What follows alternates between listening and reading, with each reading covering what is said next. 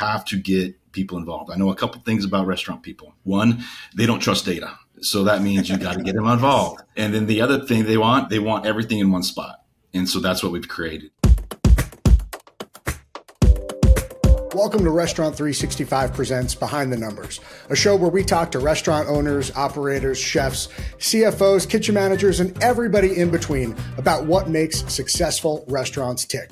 Before we get started, just a quick reminder, like and subscribe to the show wherever you're watching, and please consider leaving us a review. It helps us continue to bring you these incredible guests and conversations while growing and supporting our amazing restaurant community. And with that, I'm your host, Rich Sweeney. And I'm Marc Cohen, and we're excited to be here today with Ken Baker, CFO of Hawker's Asian Street Food and Kraft Cocktail.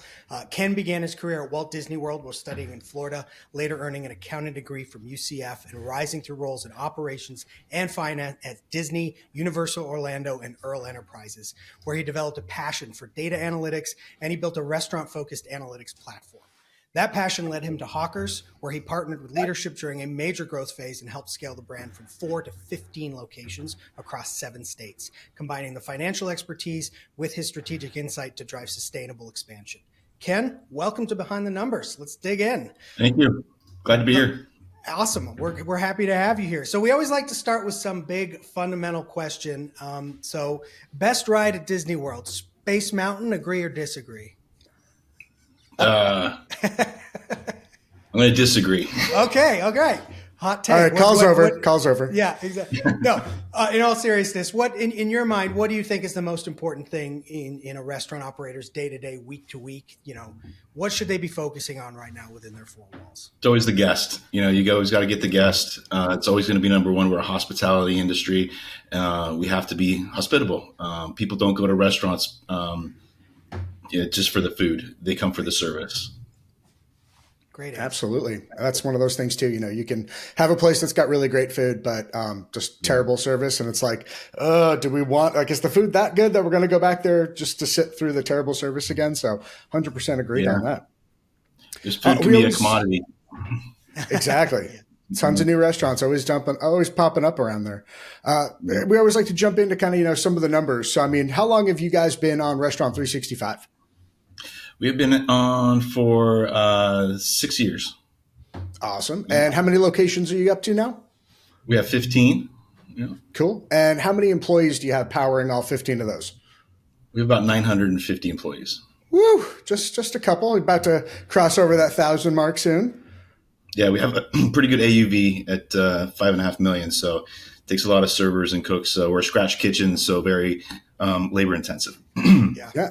With that, let's jump into something that's more fun. How many dumplings do you guys serve in a year? In a year, we serve about 750,000. A more fun number. We have a commissary that does our own dumplings, and we have a machine that we got a few years back because we used to, have a bunch of ladies just doing this in the back of the kitchens. So we quickly grew out of that. And now we have a machine that can do 4,000 dumplings an hour if it's turned up all the way. So we don't do that, but we could. That's amazing. I always just think of the Instagram video of somebody gets the little dumpling machine at home and they're trying to do it. So they're loading it in, but it just keeps falling through every single time. That would be me attempting to do it. It sounds like a bad I Love Lucy sketch. Where do you find a dumpling machine? Is that something you guys had custom built, or is somebody out there actually making dumpling machines? No, there's only one group that makes it, Onco in China. Okay. Yeah. All right. There's only a couple in the United States, believe it or not. And so were you tasked with sourcing the dumpling machine? No, I was not. I was tasked with finding the money. That sounds like something you might be into. It'd be fun. I feel like that would be a Ken project for sure. We had it here in our office in our test kitchen at the time before we had the commissary, and I would go over there and just watch the ladies do the dumpling machine. It was just when I needed a break from my Excel sheets or budgets or whatever, just watch them.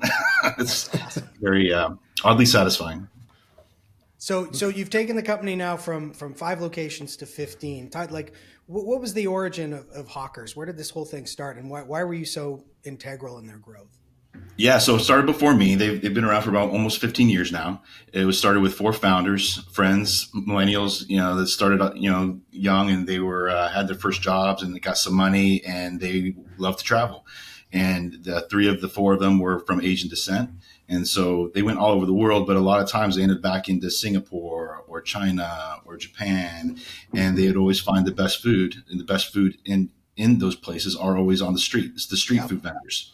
Those street food vendors are called hawker stands. And so Alan, our market chef, he would come back and he would ask his parents, why don't, because his parents had restaurants as well, but it's the more traditional American Asian restaurants. And he would ask them, why don't we serve this food in the we eat this food. We don't eat the food that we serve in our restaurants. We eat this wonderful food.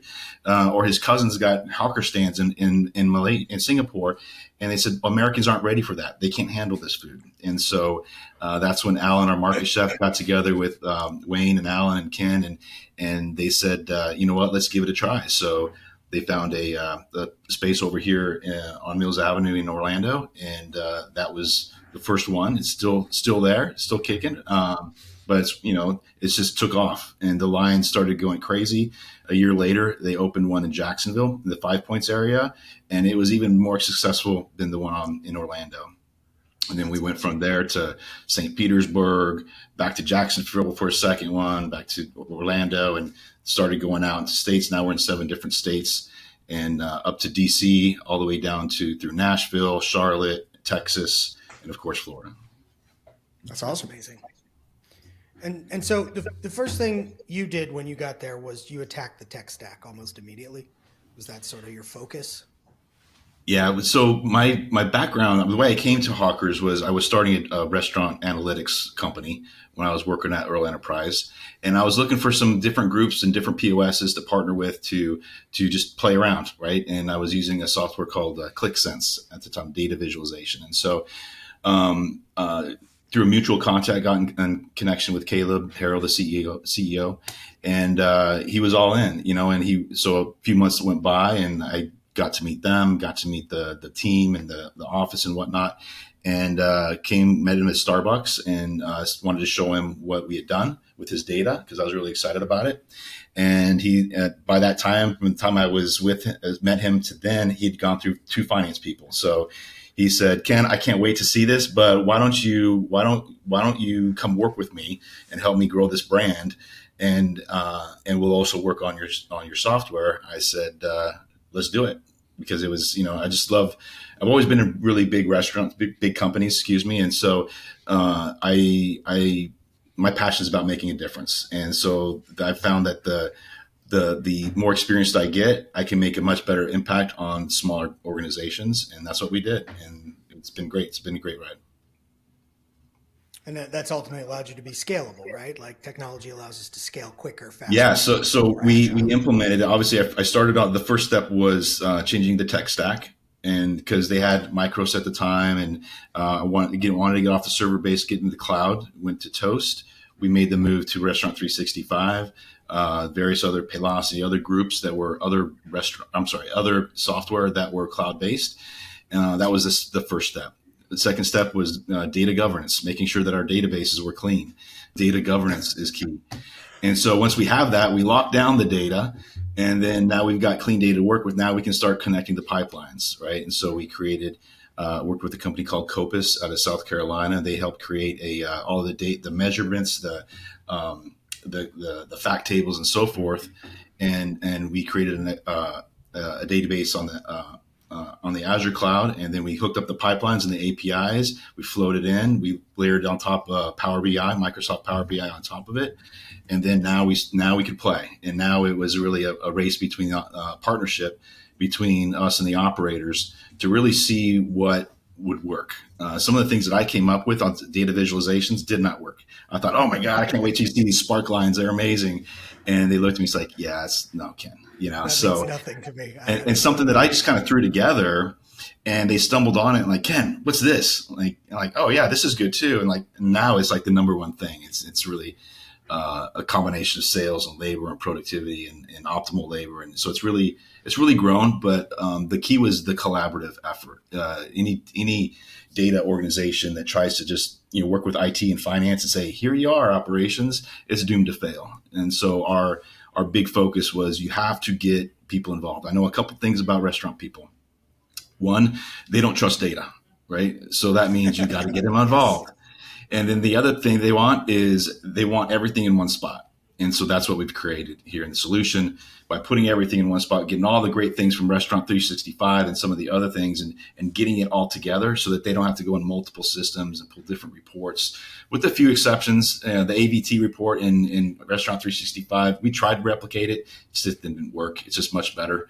It's much better to run a P&L in R365. It's just, that's what it's designed for. Yep. So the key thing is use the systems of what their core is and designed for. Let them do what they do well and provide the analytics.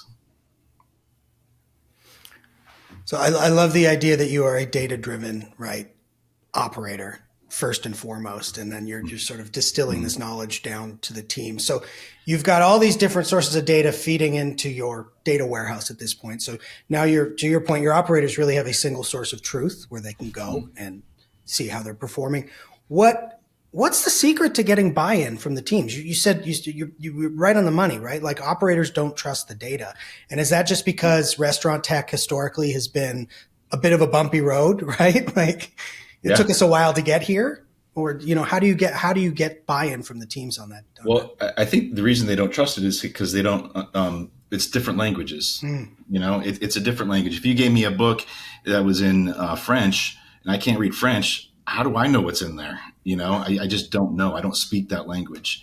And so one of the things that I've always done throughout my career is be that I think of a cavern, right? And on one side of the cavern, there's IT and the other side is ops. And I'm in the middle, translating and talking to each other and trying to bring the two together. And so I think by doing that, I could, know enough about operations where I could, kind of anticipate of what's important to them and what would be helpful, but then also have the relationship with them to bring them into the fold, to help them and ask the right questions and they have to design it. It is their tool. They're the ones that are going to make the decisions of it. I'm not going to do anything from my office. It's going to be the restaurant managers on the floor in the day, doing the schedules, doing the prep, buying the food. That's where all the profit happens. Now, if I can give them some gold nuggets and some insight, fantastic. But just because I give it doesn't mean it's going to work. They have to be able to consume it and read it and understand it. And the other thing is it's like the Maya Angelou quote, people will forget what you tell them, but they will not forget how you made them feel. And so my goal has always been, I want them to feel intelligent and smart, and so that they can go out and do the things that they want to do, but they just never felt that way with the data. And so that's a big part of the way we display the data through infographics and whatnot. It's the operator inception. You got to make them feel like it's their idea, and then they're going to buy into it a lot more because, they're like, oh, no, I had this random thought. Now I want to use this tool. I want to do this, instead of just trying to force something at people. Well, it is their thought. I'm not making them feel it. It is their idea. They came up with this. And I think that's one of the big reasons that it's successful is because they came up with it. We have optimal labor models that are predictive. They're the ones that bought into it. They had to tell me. I interviewed. I asked the questions because I knew kind of what the goal was. But they're the ones that supplied all the data and the intelligence. And we just put it in the system and spit it back out at them. The intelligence is theirs. It's not mine. It's not Power BI. It's not Restaurant 365. It's the operators. So you talked about the AVT, you talked about the P&L, right? Those are two things you're keeping those in Restaurant 365. Yeah. What they're doing their scheduling in R365, they're running their cost of goods in R365, and then we're reporting on that obviously on inventory, weekly inventory, everything happening in there. Was there a learning curve for them learning how to read an AVT report? Because I feel like that's always the one. You put that in front of people and their eyes just. Yeah. So that's when I talked about education, right? And so, or not just education, but understanding and communicating to people. Part of it is education. And so that's a constant. It's just a constant thing. You could say the same thing with a P&L, right? You've got a lot of people who are young because of the turnover in the industry that, you don't know what level is going to come in and what level of business acumen. If you're fortunate, you have someone who's been around, who's been trained, who's been mentored by somebody else. But a lot of time, that's not what's happening. So we have to change the way of which we give the information, but then we have to do a lot of education. And so education is key. You can't give data to someone without educating them. It's like giving me that book in French without teaching me how to speak French. That's excellent point. One of the things that I loved that when you and I first started talking, you were showing me some of the work you've been doing. You have this model for turnover as part of your data warehouse where you're able to see like average tenure of employee by role, by job. How has that sort of helped with your, with retention?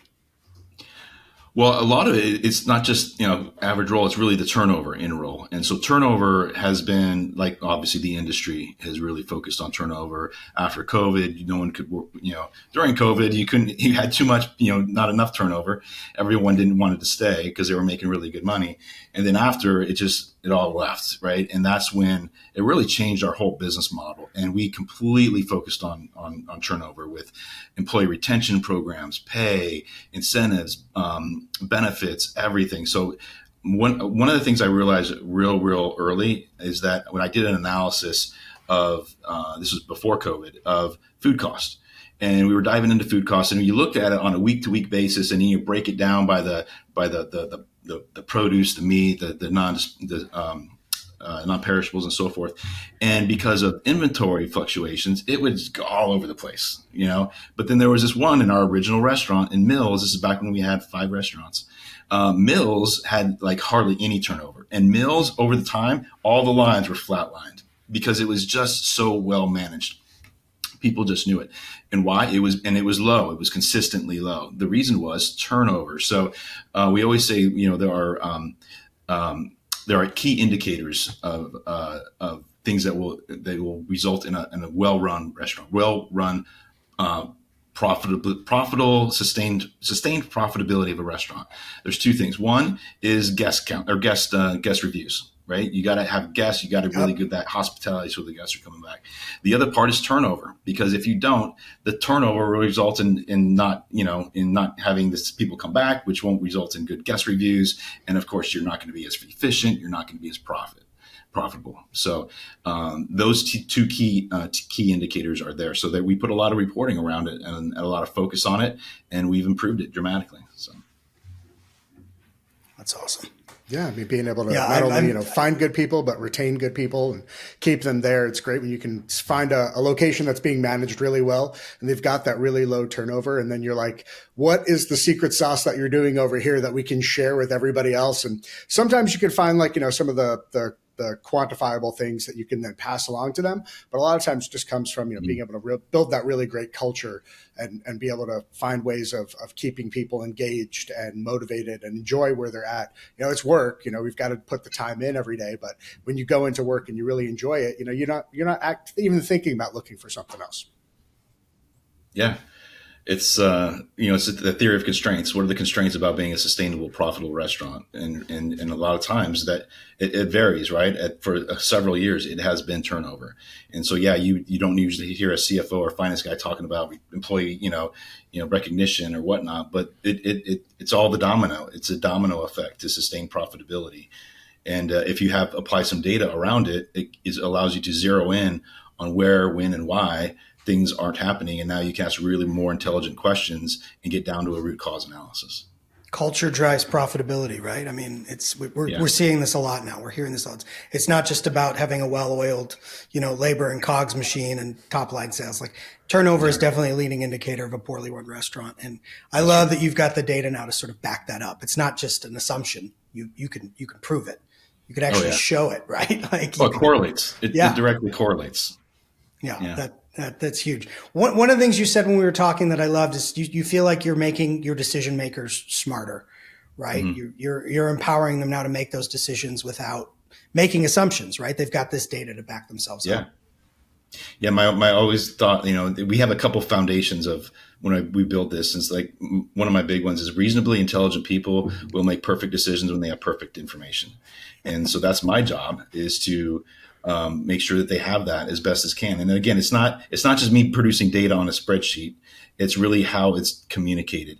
A person recently told me, Ken, you're a content creator. And so just like, my wife is in social, marketing and social media. So she has content creators, right? And so I never really thought of myself as that. But when you think about it, Yeah, I have content, and it's really important that I reach my audience, and I do that through visualizations and reports and infographics and everything else. And if I can't do a good job in that, then they're not going to make. Then we're not making an impact. Your clicks go down. You don't go Yeah, viral. exactly. That is such an incredible way of thinking about it, and it's so true, especially thinking about it from that finance lens, from the numbers perspective. And it's not just I don't know. I feel like I've talked to so many people that it's like, well, my operators just don't get it, and instead it feels like you're kind of taking that, turning it on its head.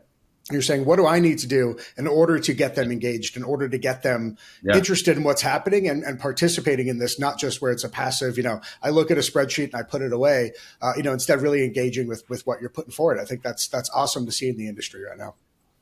Yeah.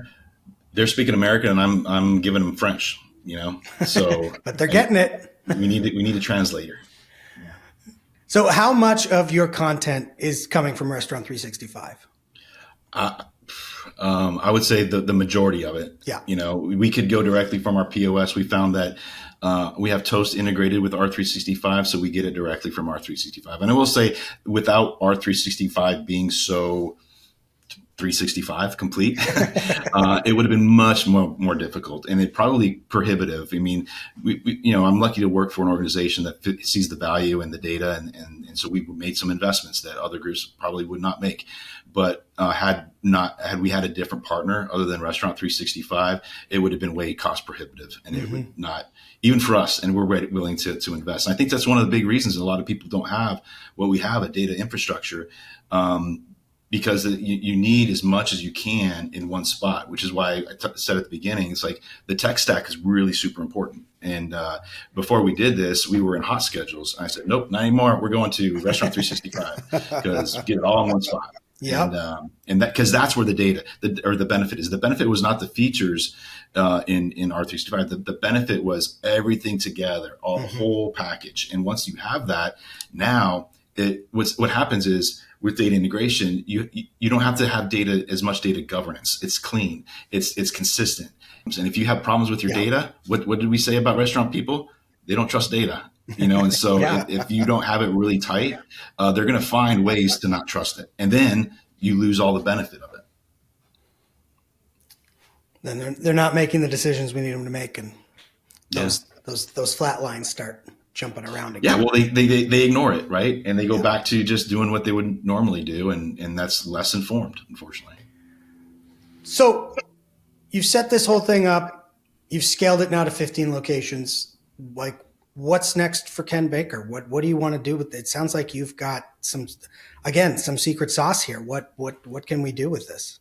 Yeah, I'm actually partnering with some companies right now and looking at building a product. I'm talking to a group that's really a data integrator, and they work with restaurants to be all the pipelines and to kind of set that and get their costs really low. And so now this would be an analytical engine on top of that is consistent and manageable, and getting all the benefits to as many people possible for a pretty inefficient cost. So, like I mentioned, we had to hire consultants and everything else. That we're doing all that goes away, right? Because now for whatever, dollars a month per restaurant, give it a couple months and then boom, you're rolling. The trick is, on top of that, it's not just, you can't just give someone these tools, right? You have to help them and consult and discuss it and create that. You can't just buy a tool and it creates, oh, now I'm a data-driven organization. It just doesn't work that way. So wait, you can't just plug and play? That's not how it works? Yeah. Well, you Set could. it and forget You it. get the data, but no one knows what the hell it is. And that's the problem. So there's still that data translation, and that's education, and this changing culture, and it all starts with the buy-in from the top. So if you can get the buy-in from the top, make sure that your incentive plan is aligned and that the leaderships are aligned, then you can very quickly. I mean, we made the shift pretty quickly, but we had complete buy-in from our CEO and our COO and so forth. So. And we made an impact. We within, once we rolled it out, we improved our profits by 4% of sales, not 4%, 4% of sales. And as you guys know, there's a lot of restaurants that don't even make 4% of sales. No. So, and that was our increase. That's incredible. So that was just from prime cost management. I mean, besides, getting that top down buy-in and obviously, the numbers, I mean, how are your operators, kind of seeing the technology in their day to day? I mean, how are they seeing all of these tools as a way to help them, I was the curmudgeon operator.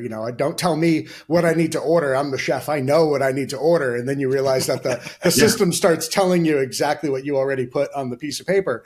I mean, so there's definitely efficiencies that come of it. What's the feedback that you get from your team as far as embracing technology in the restaurant world?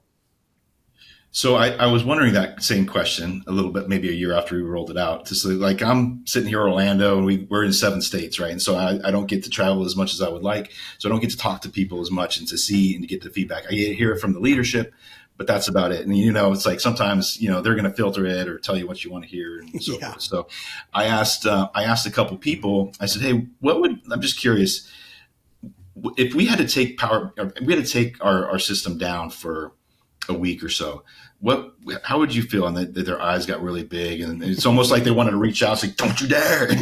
So it's really, and that was that reaction was like, "Wow, we really stumbled on this." It's really become a restaurant operating system because we're in HR, we're in all of our guest reviews, obviously the financials and the invoices and everything from the toast and the POS and the server performance, and just goes on and on and on. And so, yeah, once they have it, they never want to let it go.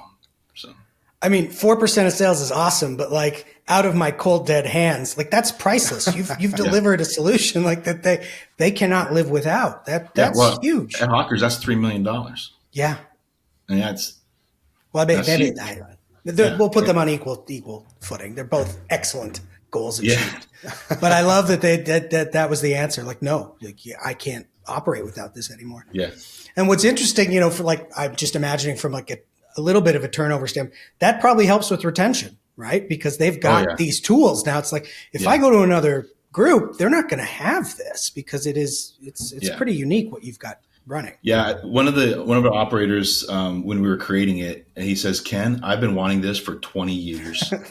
We all have. Yeah. Come on. I said, let's do it, and we did it. So. Yeah, I mean, that was like my origin story for coming here to Restaurant 365. I was a customer. I used it. I got used to it. This was great. And then I went and worked somewhere else that didn't have it. And then I went back and had somebody who was using one of our legacy systems. And when I was like, the knees and the back won't put up with it anymore in the kitchen, I was like, well, it was a logical step for me to go, find a spot here with Restaurant 365, just because of having, like you said, having those tools, and you get the buy-in and you're like, this is so great. I don't want to go somewhere else that's not going to have it again, because that made my life kind of hellish. So. Yeah. You got to work a lot harder, and you're just reaching for stuff instead of being educated and making good decisions in a comprehensive way without having to run a dozen reports and, everything else. So I'm curious, we talked about, we've got all the financial and operational data coming in from R365. You've got the HR piece coming in from your payroll platform. We talked about guests at the beginning of the how important those reviews are. How are you getting that sort of data into these? We have Olo, and we had Wisely before Olo bought it. We were one of the first customers with Wisely, and they switched to Olo, and now we have direct access to their Snowflake environment. Oh, wow.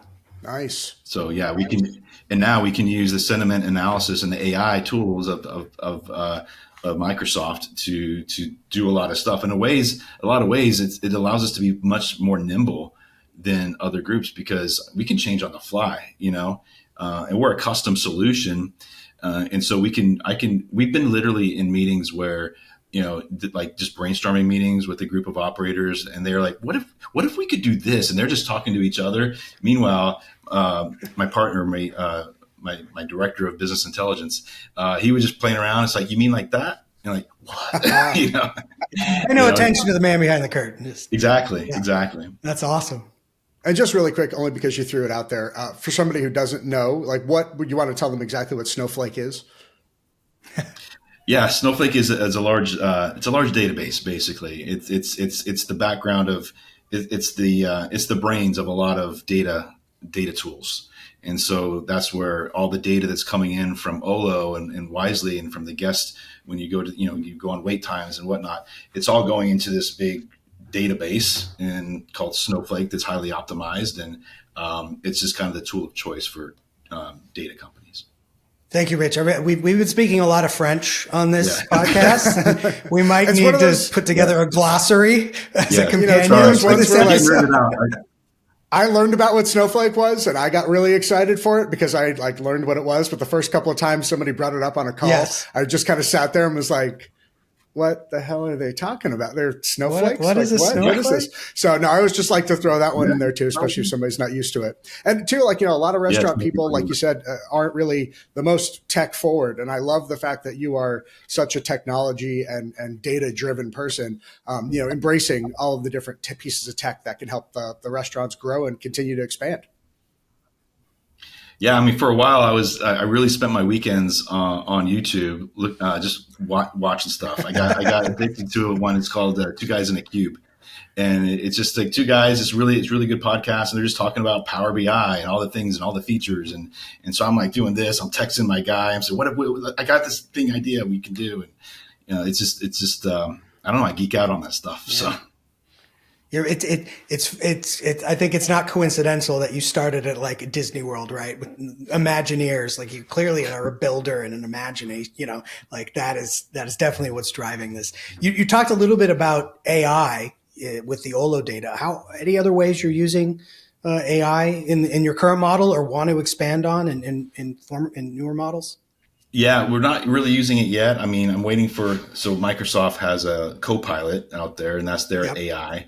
And you can get it into a lot of tools like Excel or Outlook. They haven't really rolled it out. I think they started rolling out for Power BI, but so something like that. So like a chatbot, right? To where you can, instead of trying to find the right report, just ask a question about your data. And so that's where I think a lot of it's going.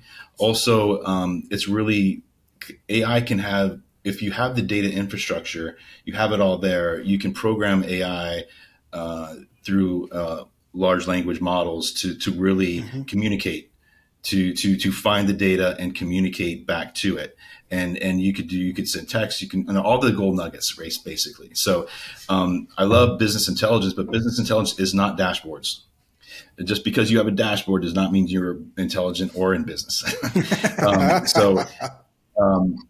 And anyone can do it, right? But the issue is that it takes more than that, and so that's where like the predictability or the gaining the insights of it. Yeah. And instead of expecting someone who's never really been into a dashboard or just new to the company, instead of them going through a learning curve to learn French, if you will, why not just tell them based on the data, here's what you should probably do. Like, hey, your abandonment rate is above normal during this time. Make sure you have put an extra or maybe a manager should go to the host stand, or maybe start buying drinks to keep people from leaving. Or hey, you had a really busy lunch, and we expect that you're going to have a really busy dinner. You should call somebody in. Or hey, tomorrow, based on the sales trends, you need to bread some more chicken because you're going to run out of chicken if you don't do that tonight. These are all the things that if people like the perfectly intelligent person would run the right reports at the right time, they would find this stuff out. But like they got time to do that, right. And it's not real. It's not realistic. And so the goal is the ultimate business intelligence is for no one to never look at a dashboard. It's just tell them based on the data, here's what you should really think about doing, and let them make that decision. It was cool. Actually, that is the future. Yeah. At RLC, the Restaurant Leadership Conference in Arizona, there was a great presentation that I got to watch that was speaking exactly about that, talking about AI and certain groups that are starting to build their own tools and almost treating it like the AI is that additional manager on the team, to be able to kind of help look at some things that managers don't have time to check and run reports for, and kind of be more proactive with that, kind of like that additional person that's not calling out sick and staying on top of those things. So really cool to see, to see that extra manager on shift, so to speak, and leaning into cool ways that AI can really benefit, restaurant folks. Yeah, I mean, I look at it as a personalized analyst. right? If you, I mean, my career is financial planning and analysis. So I've always been that guy that support the operations based on the data and say, hey, here's what I'm seeing. Here's what we should do. Basically, that's what this AI should do. If we created an infrastructure that's there, the data governance is there, so the data is clean and reliable, and it's consistent. Now, all the things. It's like I would think about like when I'd worked with managers in the past, they would print out a PDF, a flash report. They print it off, they take their pencil, and they would circle, and then make notes of who they got to call. That's AI. That's logic. Right. All you're doing is you're looking at KPIs. You have an upper and lower threshold, and if you strike an upper or lower threshold, you're going to take action. That's all programmable. That can all be done, and not even through AI. You can do that through robotic process automation or triggering, or there's other processes that you can do to get that done. Yeah, and I think this seems to be a common theme on this podcast. We talk about this is a human business, and that's never going to change. But AI, to your point, the insights, the automation, the efficiencies that we can gain from using a tool, I think it's going to be monumental when somebody, once we've got all the data we need to fuel that engine, right? The issue is I think people think, oh, I'm just going to get AI and have this. No, you got to do the hard work first. You got to have the data. Yeah. And getting the data is not easy. No, I mean, getting the data, then the governance of it, which you spoke about several, like clean data, good clean data is, especially, I come from a background of like my Frankenstein solution, right? Where I had 8 different pieces of software that all sort of spoke to each other, but not really. And there was no data governance there. You just had to hope that they were, you were getting the right numbers from the right places and it was all working out. So that's a lot of restaurants. Oh, it still is. Yeah, absolutely. Yeah. 100%. So much of the industry still outside just has of AI, dirty data. Yeah, who has dirty data? I said so much of the restaurant industry still just runs off of dirty data. Yes. It's that idea of like, well, I got to take more time to clean it up. So I'll just look at this. And like you said, that's where it goes back to operators don't trust the data. They think that there's something wrong or they know there's something wrong, but they don't have time to clean it up. So then they're just going to go, well, the numbers are just bad. I'll just still kind of do my own thing. It all goes full circle. Yeah, but you got to have faith that if I had the data, I could actually do something with it. And once you realize that, you invest in the cleaning of the data. Yeah, absolutely. And it's it's getting that buy-in from the. Yes. You got to spend some money on this. But to your point, it's the ROI is pretty immediate and evident. I can't think of another investment that would be that high of an ROI. Right. Other than the dumpling making machine. Dumpling, that's pretty big. Yeah, we need video of that. We're going to splice I've got that it. in. Okay, perfect. Outside of AI, anything else you're looking at right now from a tech stack perspective? Do you feel like you've got everything you need? Is there something new you want? Yeah, I mean, I was looking when we talked before about AI agents, which are different than LLM models, large language models. We had some turnover and we outsourced our accounts payable.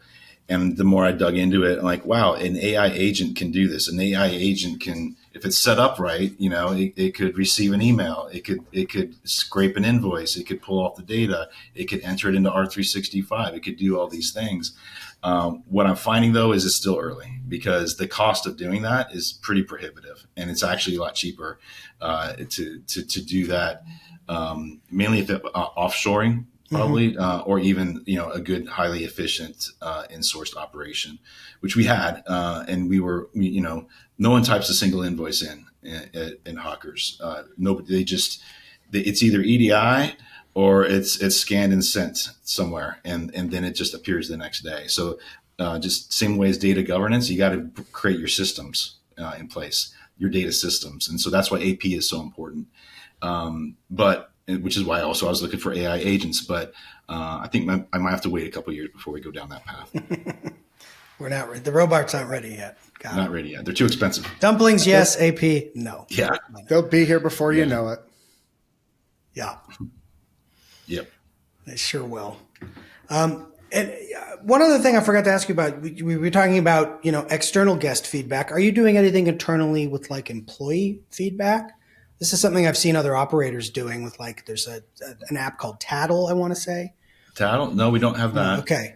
We have Slack channels, so there's a Okay. lot of recognition for internal Slack channels, which we try to, each restaurant has a separate Slack channel, and as well as the company, the operations has a Slack channel, and what we do is we also have video screens in each of our restaurants in the back of house, and those specific Slack channels get put up on the screen, so people aren't just looking at your phone. You can go up and say, "Oh, look, someone gave me a shout out from whatever restaurant or corporate or whatever." Sorry, corporate's a bad word. The support center. So that's the most we have from a team member engagement. That's We do a huge. lot. Yeah, we do a lot of recognition as far as team member of the month, team member of the year, mantra pins, a lot of great stuff. But I'll have to look into. I've heard some things about that where you can, if you earn enough points, you get like a gift certificate or things like that. Yeah, and the employees can sort of rate the shift, rate their managers. Like it closes the feedback loop basically. Yeah. And I've talked to operators. They've found it very successful, and they've learned a lot about what's to your point. You're in Florida. You've got restaurants all over the country. You've got turnover as a leading indicator. But what if we had a daily or a more granular KPI that would really predict the I could predict turnover. I mean, that's great. That would be amazing. Yes. I could if people would take exit interviews. If people would take exit interviews, I could predict turnover, but they don't, and so I can't. Yeah, it's not that you're not offering them; they're just not coming in. They just don't take it. What's the point for them? At that point? Yeah.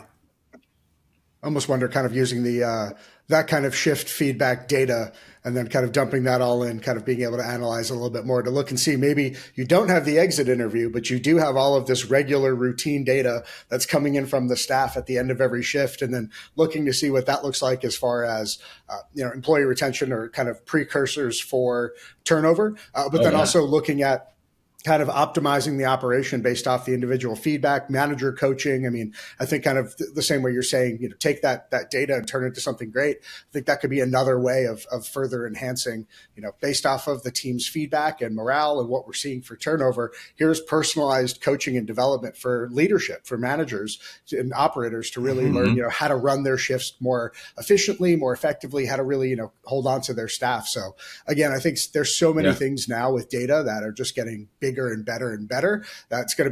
These tools are going to be blowing up more and more in no time. Well, that's what you said there. Is like that begs for a trained LLM model, a large language model that just looks at like a team sentiment, right? We say guest sentiment. What about the team sentiment? And it can get predictive. You'd have to learn it and teach it, but that's totally, if you have the clean processes and setup and the data, then that would be a great example for that. You mentioned. I was going to say, totally unrelated. After we get done recording, we should probably talk about a little side project we can all work on. Right? We're copywriting this right now. One of the things you mentioned, the managers and kind of grading and giving them feedback. One of the next steps for our development is just that, like having a series of KPIs, key performance indicators that are they can it can change, it can fluctuate, and you have a low threshold, a higher threshold, and once those things are triggered, it can trigger a message to a GM, for example, or a one big message at the end of the night. Either way, as you're triggering those messages, you're also triggering an entry to a database. So now you're creating data about data. And so now, for example, Rich, if you get an alert that says, "Hey, every day at 3:00, I'm telling you to cut a server or whatnot," and like every day, but Mark, I gave it to him once, and then it didn't happen the rest of the day. Basically, that's the equivalent of that manager. Rich, you're ignoring the manager, and Mark, you were like on the spot. And so at the end of the month, I get this report card. And now it's like, and like the manager didn't even make a call, right? But they set it up, and in the way they want it ran, the system just did it. And now we can have a conversation of, Mark, great job. We got some information you adjusted. Awesome. Rich, what the hell? You ignoring me? I really like this analogy, Ken. This is let's reverse that really quick. No, I'm kidding. Yeah. Back up, reverse. It just, it gets your wheels spinning, right? Thinking about like, okay, the manager's putting in the log that he did a pre-shift and everybody tasted the special, and then you correlate that with the P-mix. It turns out, hey, we sold like 30% more specials. So now it's like, hey, maybe we need to have them tasting the food on a more like just there's so many ways we could go with this. And there's a danger. And I talk about some of the principles that I try to consider as we're doing this. One of the principles is 80 and go. I don't know if you guys have ever heard that, but it's a principle that Disney, it was with Disney. When Disney opens theme parks, they're never perfect.